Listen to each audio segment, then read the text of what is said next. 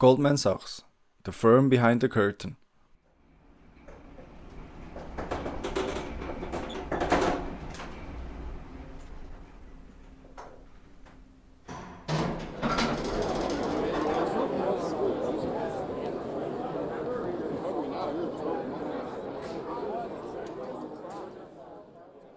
New York, early 2000s.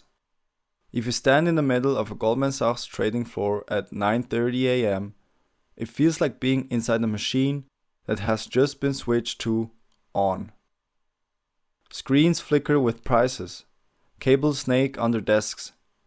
Young analysts in identikit shirts hunch over spreadsheets. In glassed-in rooms at the edges, senior partners peer at charts, take calls, say very few words that move very large amounts of money. There is no sign on the wall that says, "We run the world." In fact, the whole point is that they do not appear to. Goldman Sachs is not usually the company on the billboard. It is the company hired to tell the billboard company when to go public, what price to list at, how to sell itself, how to buy someone else. It lives slightly offstage. And for more than a century, that has been its superpower. But rewind. Before the tickers, before the glass towers, before the news stories about bonuses and bailouts, there is a man walking New York streets with a wooden box. The year is 1869. He's a German Jewish immigrant, middle-aged, with a heavy accent and modest means. He has left Bavaria for America in search of opportunity and wound up in Lower Manhattan, surrounded by warehouses and small factories. His name is Markus Goldman. He's not a titan yet. He is a small-time broker of something very specific: commercial paper. Back then, if you ran a shop or a workshop and needed cash to buy inventory before your customers paid you, you might write a short-term IOU, a promise to pay later. Goldman's job is to buy those IOUs at a slight discount and resell them to wealthier investors looking for a safe, steady return. He's a middleman in promises. He sets up a tiny office at 30 Pine Street. No marble, no glass. Just paper. Over time, Markus Goldman builds a reputation.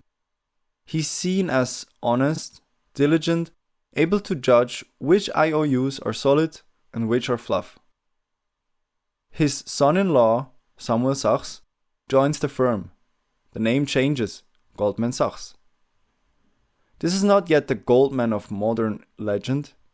It is a family partnership, cautious, focused on a narrow niche.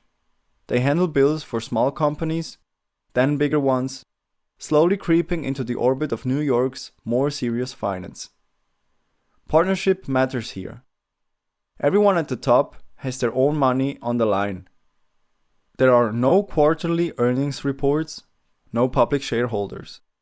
The partners meet behind closed doors and decide how much risk to take, who to hire, which clients to back. In a world of bombastic stock manipulators and flimsy schemes, they cultivate a different identity: restrained, clever, discreet. At the turn of the 20th century, capitalism is scaling up. Railroads crisscross the continent. Industrial giants form.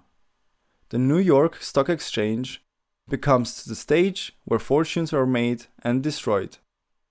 If you want serious capital now, you do not just borrow from a local banker. You sell pieces of your own company to the public. Goldman Sachs makes its first move into this world by helping underwrite securities, essentially guaranteeing that a new issue of shares or bonds will be sold, buying what the market does not take and reselling later. They are not alone. JP Morgan and his firm dominate big industrial consolidations. Kuhn, Loeb & Co. and others play major roles. Goldman's trademark, slowly, becomes something more specialized. Taking growth companies public, structuring deals in new industries, and offering its clients not just money, but advice. How much should you sell? When should you sell? To whom? They become less like a moneylender and more like a consigliere. In the late 1920s, as the US stock markets floats up on a tide of speculations, Goldman Sachs is not just a cautious observer. It launches investment trusts, early mutual fund-like vehicles that buy stocks on behalf of investors. One of them, the Goldman Sachs Trading Corporation, piles into shares at high prices using borrowed money. When the crash comes in 1929, these trusts are hammered. Their shares collapse. Ordinary investors lose heavily. Goldman's reputation takes a hit. It is a brutal reminder that even the smart money can get drunk on a boom. The firm survives. Castent. In the years that follow, Wall Street itself is reshaped. New regulations separate commercial banking from investment banking. Disclosure rules increase. The Securities and Exchange Commission is born. Goldman adapts again, shrinking from some riskier structures, focusing on its advisory role, rebuilding trust one deal at a time. After World War II, the American economy booms. Suburbs sprawl. Corporations grow fat and complex. Pension funds and insurance companies accumulate huge pools of capital that need to go somewhere. Goldman is well placed. Under leaders like Sidney Weinberg and later Gus Levy, the firm deepens its ties to corporate America. Weinberg, with his talent for cultivating CEOs, earns the nickname Mr. Wall Street. Goldman bankers become regulars in boardrooms, whispering in the ears of chairmen about mergers, acquisitions, spin-offs. At the same time, a new culture grows on the trading side. Gus Levy famously talks about being long-term greedy, willing to pass up a quick buck if it helps the firm's reputation and relationships in the long run. It is not altruism, it is strategy. The idea is that if you keep clients alive and happy, they come back. For more than a century, Goldman Sachs is a partnership. Then, in 1999, something shifts. The firm decides to go public. Why? Because the scale of modern finance has changed again. Taking big trading risks, building global operations, and competing in a world of derivatives and cross-border deals requires more capital than the partners can provide from their own pockets. So Goldman sells shares in itself. It keeps a partnership-like culture internally. Partners still exist, with status and big bonuses, but legally, it is now a corporation with public shareholders. This move gives the firm more firepower. It also changes the incentives in subtle ways. The partners are no longer the only people whose money is on the line. The firm now answers to markets that reward short-term earnings as well as long-term relationships. By the early 2000s, Goldman Sachs is woven into almost every corner of modern finance. It advises governments on privatizations and bond issues. It helps companies sell stock and buy each other. It runs huge trading operations in bonds, currencies, commodities, and derivatives.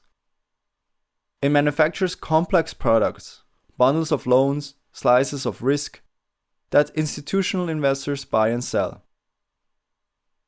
It runs asset management businesses, looking after the money of wealthy individuals and large institutions. It even dips further into ordinary people's lives, whether they know it or not, through index products, structured notes, and later co-branded credit cards. To some, it is a marvel of financial engineering. To others, it starts to look like an octopus. When the journalist Matt Taibbi later describes Goldman as a great vampire squid wrapped around the face of humanity, relentlessly jamming its blood funnel into anything that smells like money, the phrase sticks not because it is literally accurate, but because it captures a feeling that Goldman is everywhere and hard to understand. The firm's defenders point out that they do not force anyone to buy their products, that they provide liquidity, advice, and sometimes stability, that complexity is often demanded by clients and by a fragmented regulatory landscape. The truth, as usual, is messier than either caricature. In the mid-2000s, US housing prices float higher and higher. Mortgages are handed out to people with weak credit. Those mortgages are bundled into securities, which are then sliced into tranches and sold around the world. Goldman is deeply involved in this machine. It helps create and sell mortgage-backed securities and more complicated products tied to them. Internally, some people at Goldman start to worry. They see the fragility under the surface.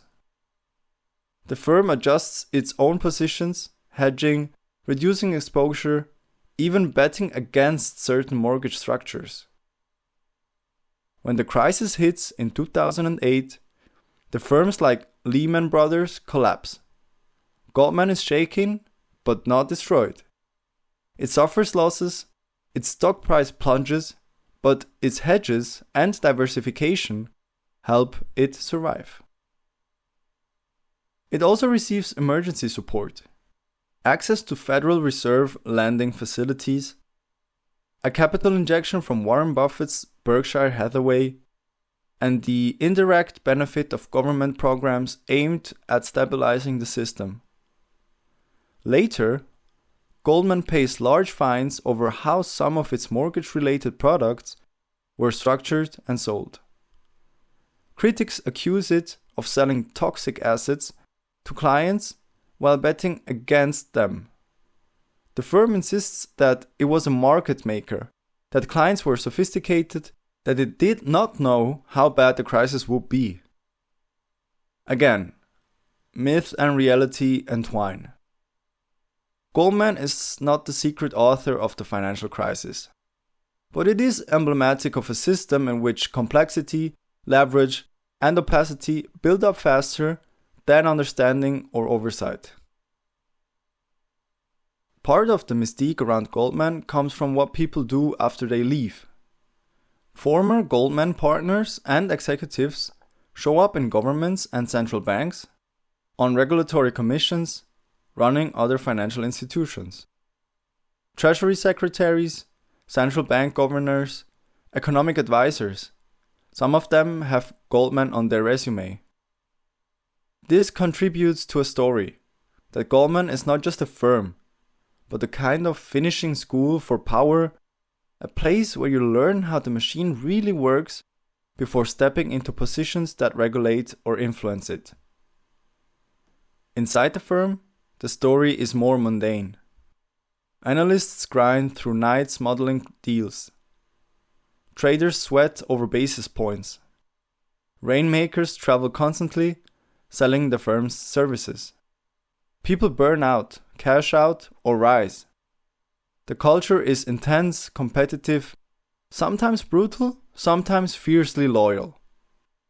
Clients often hire Goldman because they see everything, because the firm talks to so many investors, so many institutions, that it has a finely tuned sense of sentiment.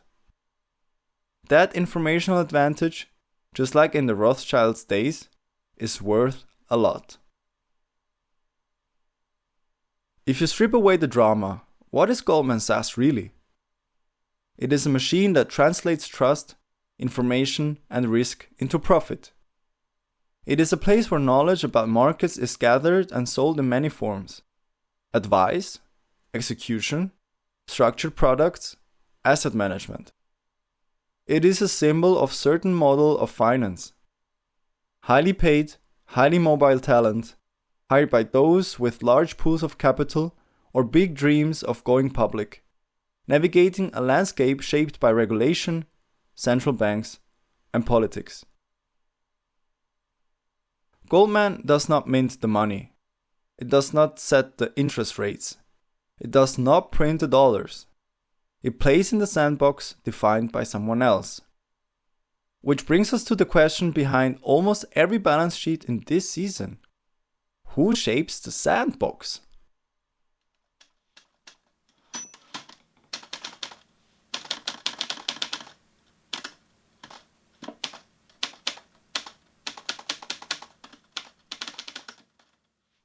After Rothschild and JP Morgan, after Goldman Sachs and all the other private firms, there is a point in financial history where governments decide they cannot rely on individual bankers and partnerships to stabilize everything.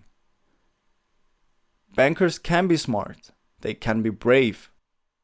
They can also be greedy, wrong, or simply too small when a whole country is in trouble. So states create something new.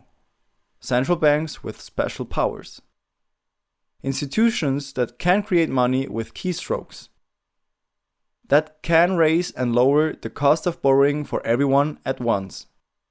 That can act as lenders of last resort when the Goldmans and the Morgans are themselves in distress. In the United States, that institution is the Federal Reserve. And it is backed by the most powerful piece of paper in modern finance, the US dollar. Next time, we will step out of the trading floor and into the marble halls of fluorescent boardrooms where the Fed meets.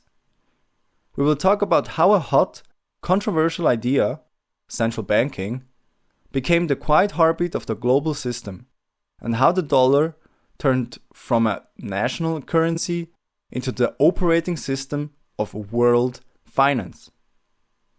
If Goldman Sachs is the firm behind the curtain, the Federal Reserve and the dollar are the stage itself.